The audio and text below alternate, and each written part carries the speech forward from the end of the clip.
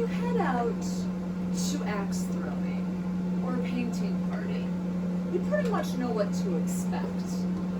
But what can you expect in a welding experience class?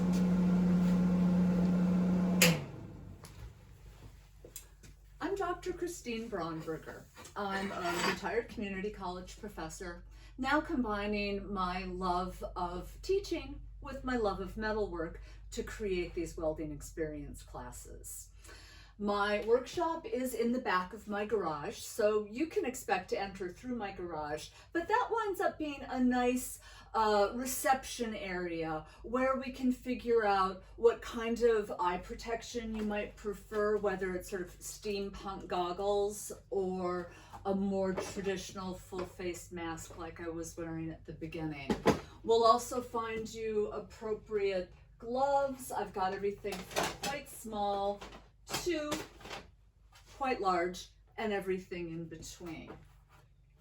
I'll also be sure that you are wearing cotton or other natural fibers because synthetics burn, well, they melt incredibly quickly. So an old sweatshirt and jeans are a great choice, but of course I do have aprons that you can borrow and they're kind of fun, although not entirely necessary for the low voltage work that we're doing here. I should mention I also have a beautiful garden for when you want to take a break. You'll find bottle trees and trellises and other sculptures sort of scattered around the berries and lavender and roses.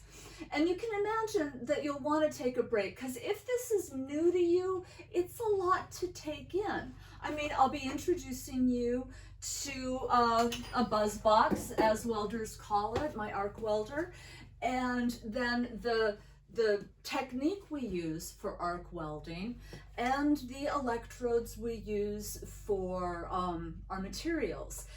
Those who are experienced may be interested. I use 6011s. I think they're sort of the most user-friendly. And when we come in, when we start making sparks fly, we are melting metal. I love that smell.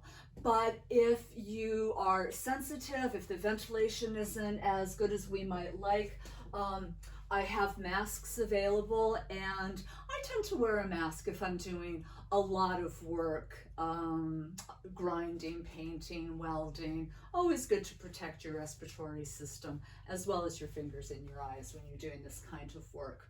Now, one student likened this to shooting. You've got an awful lot of prep for small moments of intense action, but it is so worth it. I'll give you a couple of different kinds of projects to work on, and if you're feeling creative and want to make something with the materials I can provide, that's great.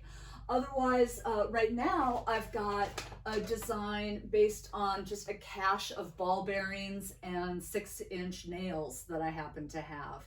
So we've been making these salvaged stars as one potential design. They're nice to stake into the ground or into a flower pot.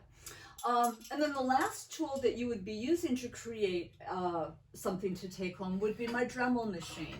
And that's fitted with a grinder that allows you to get welding spatter off and make surfaces ready for paint. And that's something I would have you do at home though. This is just the welding, and I so invite you to join me. Sign up on artfulwelding.com and let's make some sparks fly.